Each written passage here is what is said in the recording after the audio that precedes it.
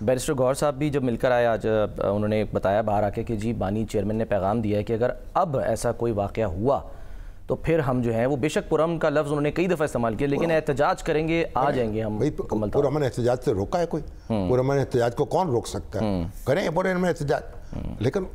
اس کے علاوہ وہ کام کر لیں نا۔ اب بانی پی ٹی آئی تو جناب گرفتار ہیں، جیل میں ہیں، ان کی اپنی ایک صورتحال میں تو ظاہر ہے کہ وہ غصے میں بھی ہوں گے اور بعض اوقات اشتعال میں بھی آتے ہوں گے، اور انہوں نے جو کہا ہے کہ ہم احتجاج کریں گے تو کریں، بالکل کریں۔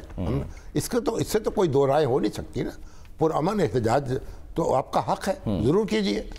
لیکن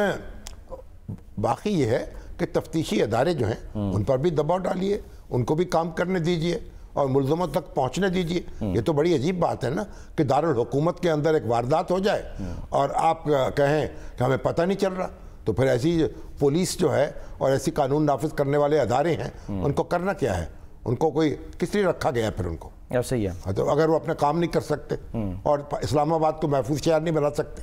ابھی تو آپ دیکھیں نا، وہ سردار تنویر الیاس صاحب، ان کے بیٹے کا مجھے فون آیا، سردار عمر کا، وہ کہہ رہے جی ہمارے والد صاحب جو ہیں ان کو جناب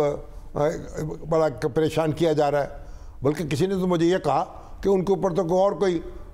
ایف آئی آر درج کرانے کی تیاری رہی ہیں، کوئی بہودہ قسم کی۔ میں نے کہا بھائی یہاں یہ بہودہ قسم کی ایف آئی آر جتنی مرضی درج کرا لے، اس سے کسی کو فرق نہیں پڑتا،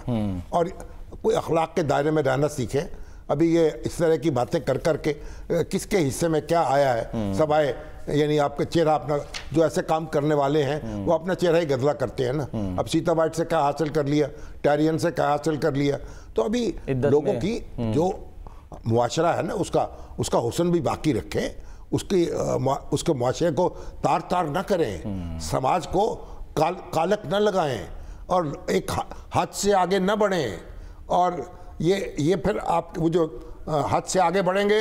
تو پھر آپ کے لیے مشکل پیدا ہو جائے گی۔ سر آگے بڑھتے ہیں، جو کل حملہ ہوا رؤوف حسن صاحب پہ، اس میں انہوں نے ایک تو یہ کہ جی جوڈیشل کمیشن کہہ دیا بنانے کی، تحقیقات جو ہے نا مطالبہ کیا،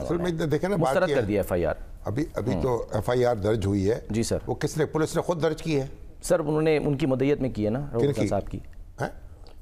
رؤوف حسن صاحب نہیں، وہ تو کہتے ہیں مجھ سے ہم مطمئن نہیں ہیں اس ایف آئی آر سے، اس کا مطلب ہے کہ کوئی ایف آئی آر، یہ کہہ رہے ہیں کہ 780 ہے، یعنی دہشت گردی کی اس میں دفعات نہیں لگائے گی۔ ذرا انہوں نے جو ایف آئی آر درج کرائی ہے اس میں وہ جو بھی ہے تو اس کے مطابق پولیس کو تفتیش کرنی چاہیے۔ عدالتی کمیشن، کتنے کمیشن قائم کریں گے ہم، اور پھر اور کوئی کام عدالتی کام ہوگا کہ نہیں ہوگا؟ جو ایک دو باتیں کی ہیں میں چاہ رہا ہوں سن لیں، پھر اس پہ بات کرتے ہیں۔ رؤوف حسن صاحب کی ذرا دکھائیے جی گفتگو۔ کہہ رہے ہیں کہ حملہ آور کہہ رہے تھے ہم آپ کو 2 دن سے ڈھونڈ رہے تھے، اور یہ 1-2 روز پہلے بھی ایک واقعہ ہوا تھا ایک اور چینل کے باہر، وہاں پر بھی اٹیک ہوا، اور اس کا انہوں کہہ رہے ہیں کہ میں نے اتنا نوٹس نہیں لیا۔ نہیں، اگر حملہ آور ڈھونڈ رہے تھے اور ان کو ایک پہلے بھی اٹیک ہوا تھا، چھوٹی سی بات اگر ہو تو اس کا فوراً نوٹس لینا چاہیے، فوراً پولیس کو اطلاع دینی چاہیے تھی۔ لیکن بہرحال دیکھیے ان کے ساتھ زیادتی تو ہوئی ہے نا، اور خدا نہ خواستہ جیسا وہ کہہ رہے ہیں اگر شہرک کے قریب یعنی زخم آ جاتا تو پھر تو دیکھیں وہ تو لمحوں میں آدمی رخصت ہوتا ہے دنیا سے، اللہ نے ان کو بچایا۔ یہ تحقیقات ہونی چاہیے، پہلے تو پولیس کو ایک گرفتار کرنا چاہیے، ملزموں تک پہنچنا چاہیے اور اس کی تفتیش جلد مکمل کرنی چاہیے۔ فی الحال تو سر پولیس جو ہے اس نے خواجہ سراؤں کے گروہ سے کہا جا رہا ہے کہ مدد طلب کر لی ہے، جو کرے پولیس، یہ گرو سے کہا جا رہا ہے، فلان سے کہا جا رہا ہے، وہ کہہ رہے ہیں جی یہ ہمارے خلاف سازش ہے کہ خواجہ سراؤں کے روپ میں کوئی تھا۔ یہ دیکھیں کوئی جو تھا، پولیس کا کام ہے یہ ہم اس کو یہاں بیٹھ کے تفتیش کے طریقے نہیں بتا سکتے۔ اگر ہمیں تفتیش کے طریقے آتے ہوتے تو ہم پولیس میں بیٹھے ہوتے، یہاں تو نہیں بیٹھے ہوتے۔ تو یہ پولیس کا کام ہے، پولیس کو اس کا کام کرنے دیا جائے، 1 دن 2 دن دیکھیں، صبر کریں اور حوصلے سے کام لیں، پھر دیکھی جائے گی۔ اور مگر تو رؤوف حسن صاحب نے تو آج بڑی دھواندار تقریر کی ہے اور نامعلوم افراد کو بھی مخاطب کیا ہے اور کہا کہ بھئی یہ جمہوریت کو بڑا خطرہ ہے، اور پھر آپ مشرقی پاکستان کا حوالہ دیا اور کہا مشرقی پاکستان میں جو کچھ ہوا، جس طرح فوجی کارروائی ہوئی، تو یہ بات میری سمجھ میں نہیں آئی۔ رؤوف حسن صاحب بڑے محترم ہیں اور ہم ان کے جذبات میں برابر کے شریک ہیں، ان کے صدمے میں بھی شریک ہیں، لیکن جو یہ باتیں وہ کر رہے ہیں کہ مشرقی پاکستان کا جو سانحہ ہے اس کی کوئی ریلیونس میری سمجھ میں نہیں آئی۔ اس وقت تو پاکستان میں تو اس وقت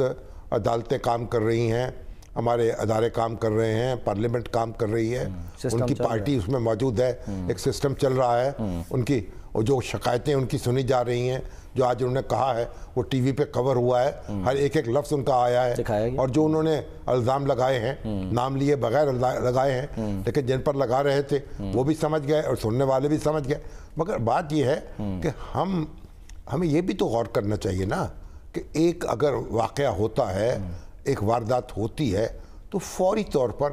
ہم اسے کنکلوژن اپنی مرضی کا نہ نکالا کریں, تھوڑا سا توقف کر لیں اور تحقیقات جو ہے اس کو آگے بڑھنے دیں, ازمپشنز پہ نہ جائیں. اور جتنے ملک کے حالات اس وقت ہیں بے یقینی کا شکار ہیں, اس میں کوئی اور مزید بے یقینی نہ ڈیلے, تو یہ بھی تھوڑا صبر سے کام لے. اور پاکستان جو ہے اس میں وہ نہ دہائی دیں,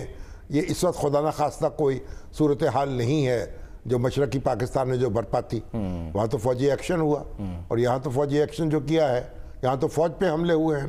فوجی تنظیمات کو نشانہ بنایا گیا. وہاں تو معاملہ ہی مختلف ہے. تو اس کے نتیجے میں پھر جو کچھ ہوا وہ ہم دیکھ رہے ہیں اور ہم بھگت رہے ہیں. اور رؤف حسن صاحب آپ سیکرٹری اطلاعات ہیں, اور عمر ایوب صاحب آپ سیکرٹری جنرل ہیں پارٹی کے,